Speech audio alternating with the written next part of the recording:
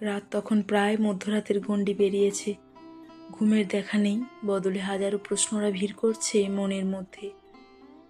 সেই ঘুমহীন রাতে ফোনটা হাতে নিয়ে কিছু কথা লিখেছিলাম। এতটা তো বলেছিলাম, নিজের পছন্দ, দুর্বলতা, না পারা সব কিছু। তাও কেন আজ এই আফসোসটা কুড়ে কুড়ে খাচ্ছে যে আজ হয়তো মনের কথাগুলো স্বচ্ছভাবে প্রকাশ করতে জানলে দূরত্ব এতটা হতো না। পরিস্থিতি হয়তো বা অন্য কিছু হতে পারত। সব কিছুর দোষ আজ নিজের ওপর দিতে দিতে বড্ড ছোট হয়ে যায় নিজের কাছে।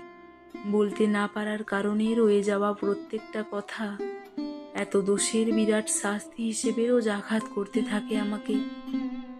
নিজের এত অক্ষমতার মাঝেও অনুভূতিগুলো স্বাচ্ছন্দ্যে প্রকাশ করতে না পারার যে দুর্বলতা, সেটাকে নিজের জীবনের সবচেয়ে বড় অভিশাপ বলে মনে হয় আজ।